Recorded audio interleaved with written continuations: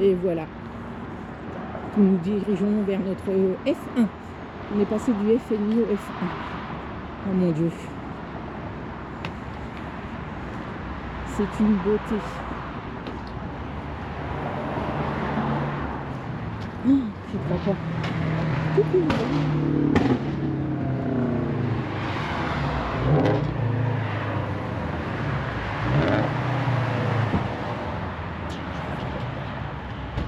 T'es tout petit? Bah t'as vu hein? T'es tout petit? J'arrive au niveau du métro. C'est là. Donc c'est une rivière.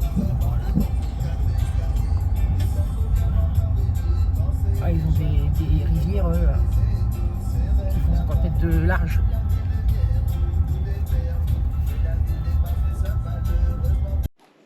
Alors pour commencer la visite, nous allons commencer par le marchepied. Nous avons 4 marches. Celle-ci s'en va. Et vous avez un tiroir en dessous. Après vous avez deux blocs. Le premier hop, se replie par-dessus pour rouler. Et quand il est fermé, il tient avec une goupille.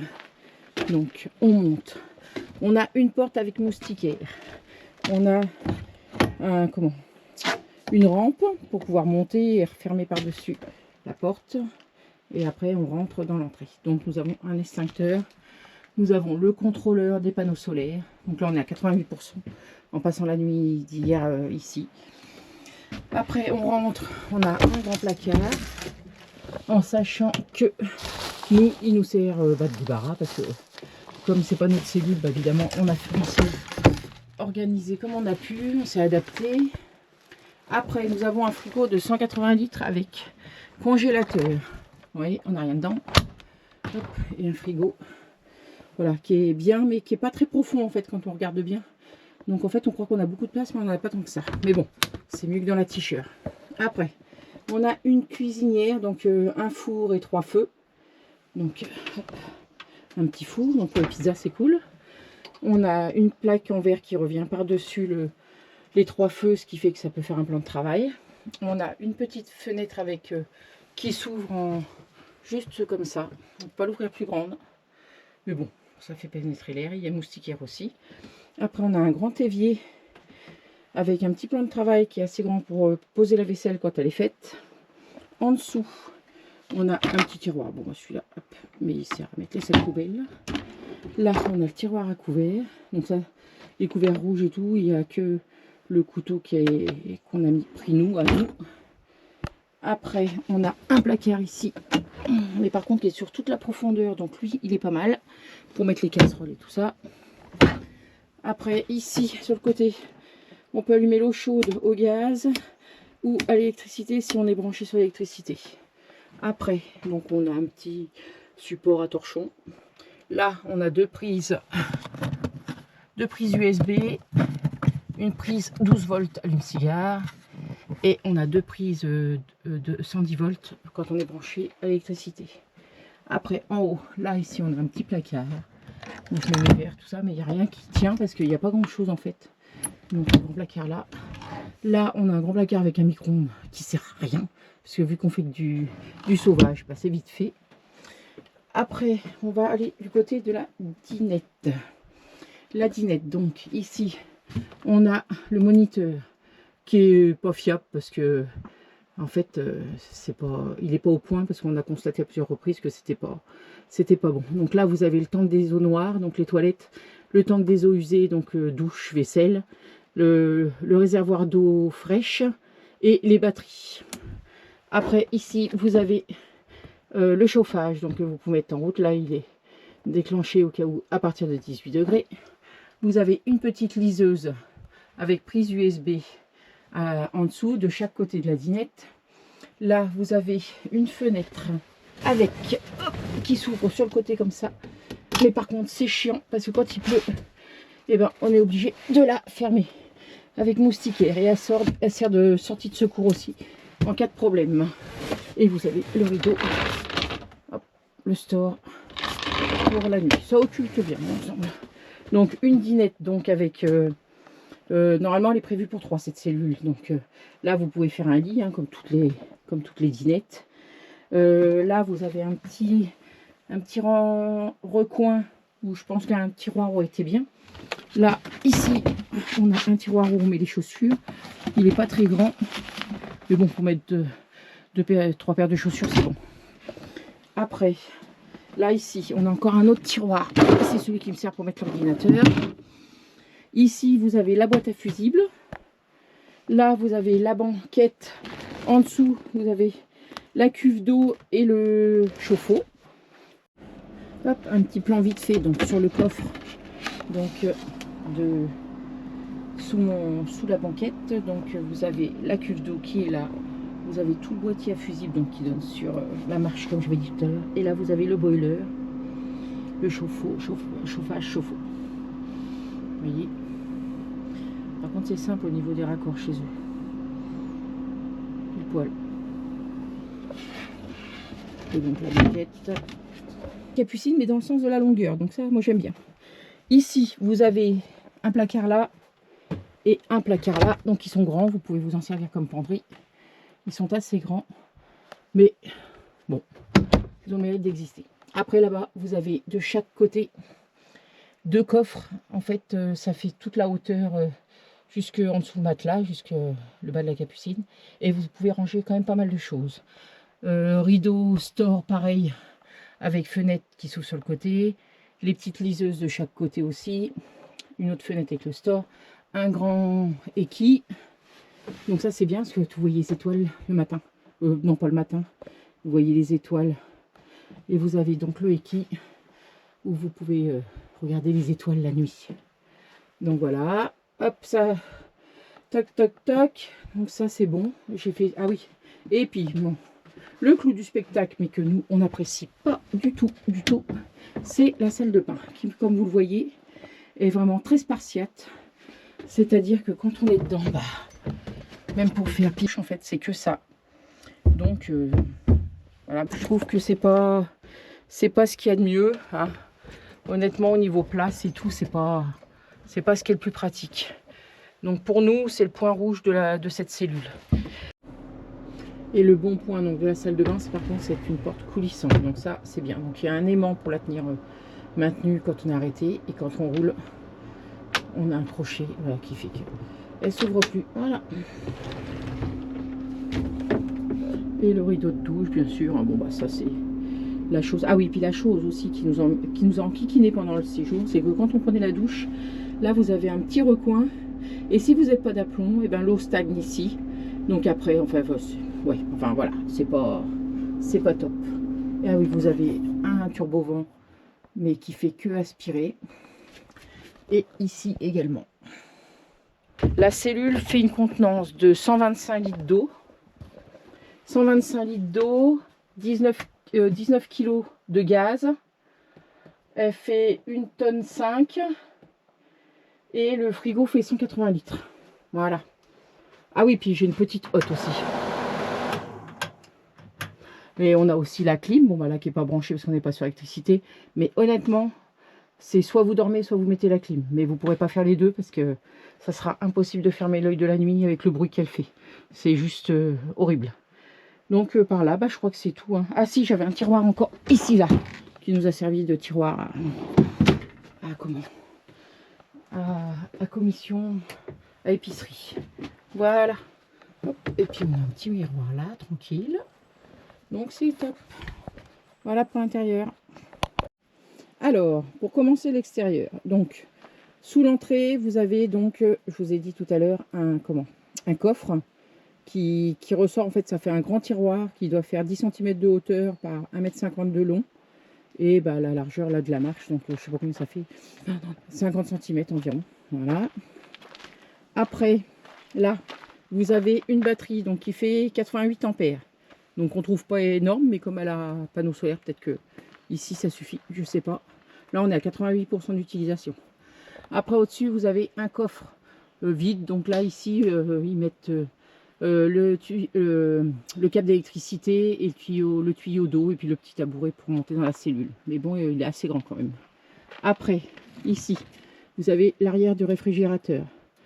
donc qui est très accessible. Donc ça c'est cool, parce que si on avait ça nous sur notre notre t-shirt, on s'en verrait un peu moins.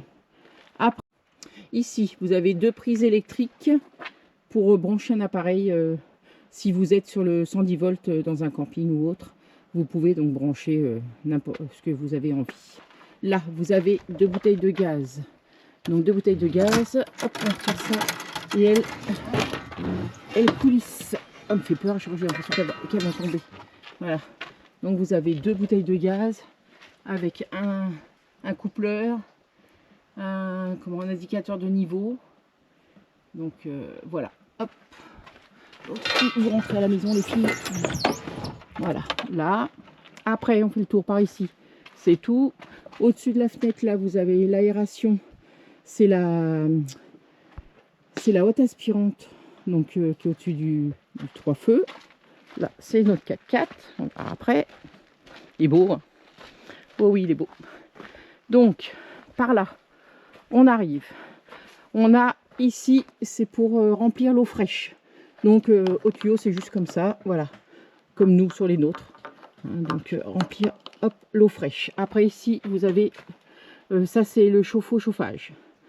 Donc qui est ici, qui est très accessible aussi. Et ça honnêtement, putain c'est cool. C'est cool. Là vous avez les accroches donc, de la cellule qui sont faites ainsi. Et si on regarde derrière, voilà. Voilà, vous avez une prise de courant qui vient dans la cellule et qui se branche aussi sur la benne du 4x4.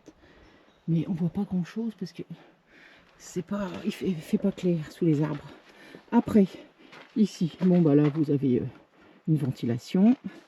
Ici, vous avez la prise électrique qui se branche au 110 volts sur les campings ou autres. Ici, vous avez le branchement à l'eau directe. C'est-à-dire que si vous vous servez de ça, vous n'avez plus besoin de la pompe. En fait, vous avez l'eau courante dans la cellule directement. C'est ce qui, normalement, est sur tous les campings. Ici, vous avez la douche extérieure, bien entendu. Donc ça, on a bien kiffé parce qu'on n'en a pas sur la nôtre. Et honnêtement, c'est un truc qui est bien pratique. Ici, vous avez les trappes pour faire les toilettes. Donc la trappe de droite, c'est les eaux noires. Et la trappe grise d'abord, bah, c'est les eaux grises. Donc en fait, vous avez accès par en dessous. Donc là, le tuyau qui est là, en fait, lui, bah, faut dévisser ça. Vous prenez le tuyau qui se range ici. Vous branchez. Au sol, vous avez souvent, c'est juste un rond, en fait, où vous posez le tuyau dessus. Vous ouvrez d'abord les eaux noires pour vider la cassette des WC. Et après, pour fermer et vous videz les eaux grises. Comme ça rince le tuyau et en même temps, ça nettoie. Donc, vous voyez l'accroche aussi de la cellule. Hein, donc, on a des petits outils. Donc, si jamais on a quoi que ce soit, bah, on a de quoi resserrer revisser pour retendre je sais pas, des tendeurs. Je sais pas comment on peut appeler ça. Donc, voilà. Ça, c'est notre plaque d'immatriculation en Alberta. Après, donc là, vous avez des petites... c'est pour la certification de la cellule, je pense. Donc l'eau, le réfrigérateur, le poids de la cellule, 1 tonne 98, 1098 kg, 125 litres d'eau, 18, j'arrive pas à voir, 18 litres, 18 kg de gaz et 178 de réfrigérateur. Là, vous avez le numéro de la cellule. Au-dessus, vous avez une petite lumière qui s'allume au-dessus de la porte d'entrée dans la cellule. Donc ça, c'est pour observer les ours la nuit, mais on n'a pas encore vu. Voilà, pour l'extérieur. Un petit tour sur le moteur. C'est un 6,7 litres. Mais Chéri dit qu'il n'est pas en forme de V, je sais pas quoi. Donc apparemment, on a un petit doute sur la puissance du moteur. Là, la batterie. Hop. Ah non, il y a 2 batteries, c'est ça, hein?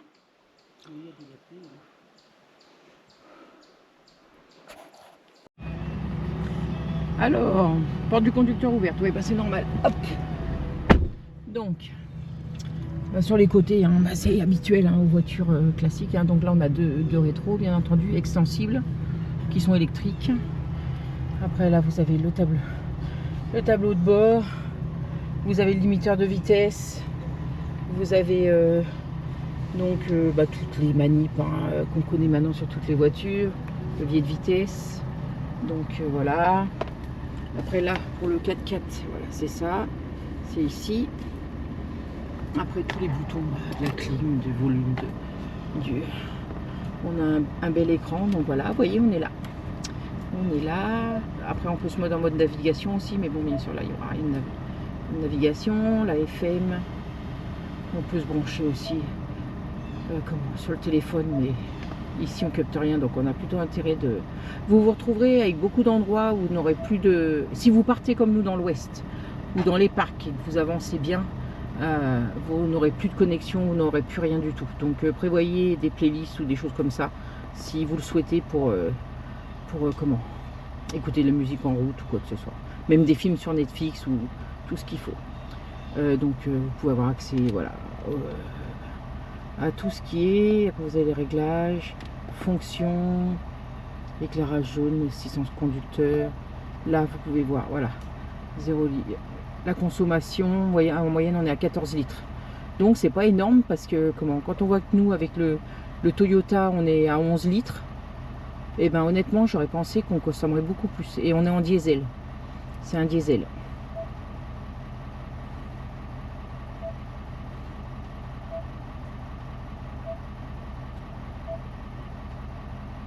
Donc navigation aussi si on veut. Enfin. Bah toi Winnie, bah, ça fait longtemps qu'on n'y est plus. Hein. Galaxy Stéphane. Voilà, donc ça c'est voilà, 13 litres 9, 89 heures que le moteur tourne. Tac, kilomètres autonome, on a encore 100 km d'autonomie de gasoil. Mais on va pas refaire le plein parce que comme on rend le véhicule bientôt et qu'il était à un quart, il faut qu'on le rende au même niveau. Donc voilà. Et puis donc les assiettes. Non, c'est un beau camion honnêtement. Donc moi j'avais ma petite poche ici qui m'a bien servi pendant tout le voyage. Vous avez une prise électrique dans l'habitacle, donc ce qui fait que nous on rechargeait notre ordinateur pendant qu'on roulait. Après bon vous avez 12 volts, vous avez prise USB, tout ça. On avait emmené la dashcam, on s'était dit quand même on sait jamais. Là-haut on a un toit ouvrant, alors je sais plus où. Voilà. Non, ça c'est le cache. Voilà, ça c'est le cache. Mais bon, honnêtement, voilà. Et là, il s'ouvre. Ça peut être sympa des fois quand on roule et puis on va un petit peu d'air. Voilà, on referme. Et vous avez l'arrière. Donc nous, on a mis nos valises. La valise et le sac. On a les chaises aussi. Alors les chaises, on s'en est pas servi. Parce que sur tous les aires de pique-nique, de tout, il y a des tables de partout. Donc honnêtement, louer pas de chaise, ça sert à rien. Et après, donc on a un troisième siège ici. Donc vous fermez là. Par contre, j'ai un petit peu mon bazar. Mais ça, c'est le troisième siège. Donc le 4x4, c'est un 6 places. Mais nous, ça nous sert de vide-poche. Hop, de vide-poche. Et voilà, donc honnêtement, ouais, c'est un super camion. Et bon, dans les vides-poches et tout, sur les côtés, vous avez de la place en fait de partout. Sous les sièges, vous pouvez aussi également mettre des petites choses, il y a la place. Et donc voilà, Donc ouais, c'est un super camion. Quoi, nous, on a kiffé le camion. Et la cellule, honnêtement, c'est pas la cellule qu'on prendra. Mais l'ensemble est chouette. Après c'est la salle de bain qui ne convient pas du tout. En plus Stéphane avec son bras donc peut pas bouger, donc c'est compliqué. Mais honnêtement le camion, on a kiffé le camion. T'as kiffé le camion? Est-ce que t'as aimé ton camion? Non. Alors l'écoutez pas, il ment. Oui, bon. Tu te rappelles pas si c'est un V6, un V8? Non. Je vais regarder sur la carte grise et puis... Ah bah elle est là la carte grise. Ça ne va pas être marqué. Ça n'a pas été marqué? Non. C'est un 6 litres 7. C'est un 6 litres 7, donc on ira rechercher ça tranquillement après. Voilà, c'est tout. C'est tout, voilà. Ouais, Oh. le 4x4, on a trop kiffé le 4x4. J'aurais une préférence pour les vitesses plutôt sur Un- une console. Une console, un truc là. Ouais. Parce que t'aimes bien poser ta main dessus. Oui. Donc De temps en temps. bon, on verra ça quand ça sera autour d'en acheter un. Ceux-là. Et sinon, ce qui est bien aussi, c'est ça. C'est que vous pouvez soulever les sièges et vous avez un grand coffre où vous pouvez stocker beaucoup de choses et là aussi hein, en plus. Donc voilà. Donc ça c'est notre emplacement. Et puis ce soir, voilà, on finit avec notre feu de camp. Et on est deux emplacements occupés dans le secteur où on est. Comme on a dit, là, voilà, on arrive en fin de saison. La semaine, je pense qu'il n'y aura plus grand monde. Je pense que les Canadiens feront encore quelques week-ends au mois de septembre. Et puis après, ça va se rafraîchir un peu. Voilà. Ciao, bye bye.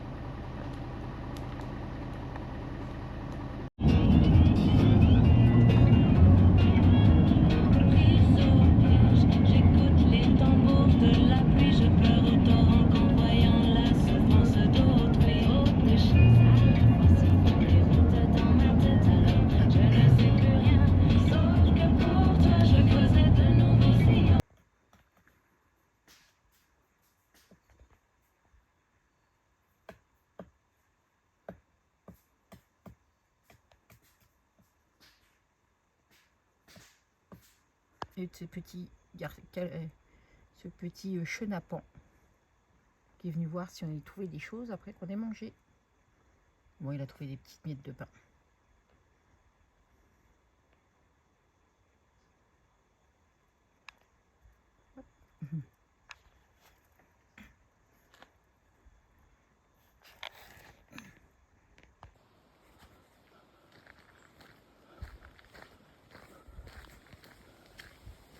Bon bah voilà, on quitte le parc du Mont-Tremblant. On est triste, mais on va revenir, ça c'est sûr. Proche, la fin s'approche, regardez. Hop, on finit sur une petite note. Une jolie note. Dis-moi, qu'est-ce qu'on attend pour faire le tour du monde?